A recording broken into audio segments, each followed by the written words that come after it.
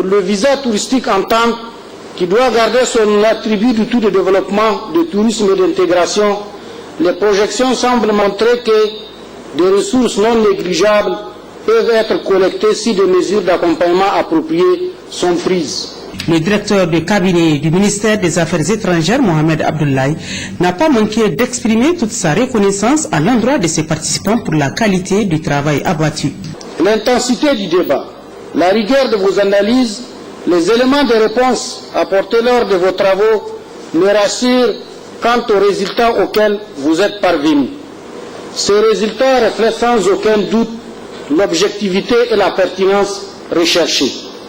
Je reste optimiste quant à l'attention particulière que la session des chefs d'État et de gouvernement accorderont à vos conclusions.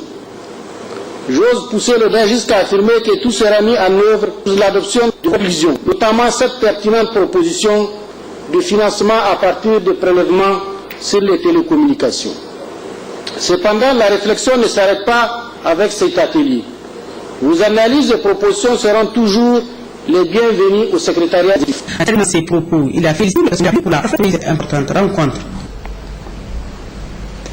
Le ministre de la Jeunesse et des Sports a présidé ce matin à Niamey l'ouverture des travaux du Forum national des jeunes leaders pour la paix, la non-violence et la lutte contre l'extrémisme violent au Niger. C'était en présence de l'ambassadeur des États-Unis au Niger, le compte-rendu de Khadija Touzada et Bachir Abou.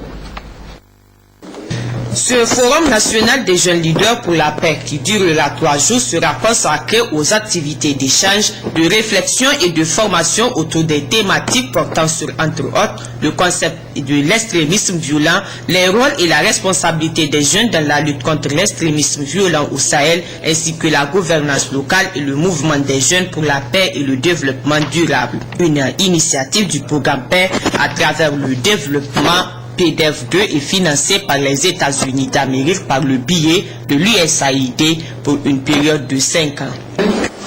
L'un des principaux objectifs du président Obama est de faire en sorte que les jeunes leaders africains deviennent les partenaires actifs dans les domaines de la gouvernance, de l'entrepreneuriat et de la démocratie.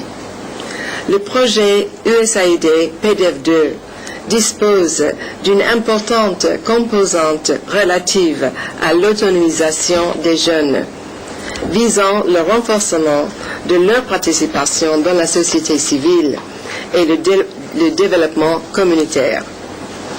Le thème central du paix et les thèmes connexes de lutte contre le terrorisme constituent les préoccupations majeures du gouvernement de la 7e République.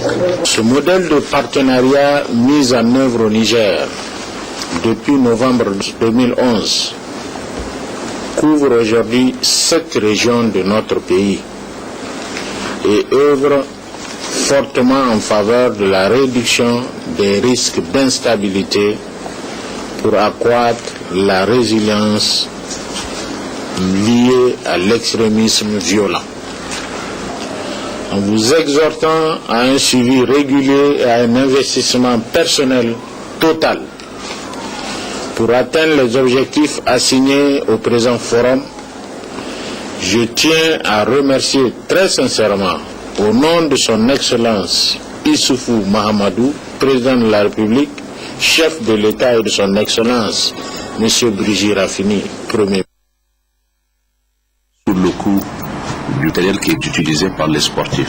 Ainsi, sur l'impulsion des 2 experts, Pascal Comer et Paul Zessou, les participants à cette session de formation seront outillés davantage pour mieux pratiquer cette discipline qui est méconnue tant sur le plan continental et national. Il ne me reste plus qu'à vous souhaiter d'une part une bonne formation, que cette formation soit suivie de quelque chose.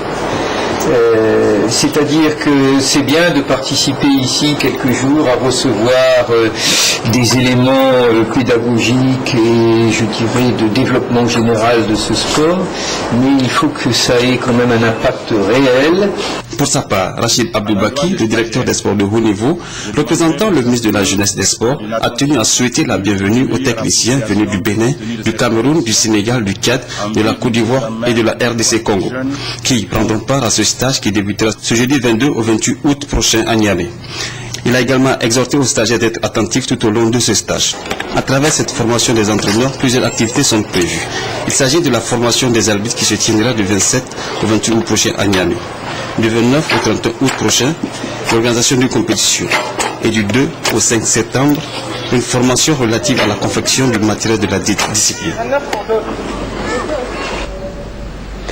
Voilà, messieurs, mesdames, ce journal est à présent terminé. Merci de l'avoir suivi et bonne suite du programme à tous et à toutes.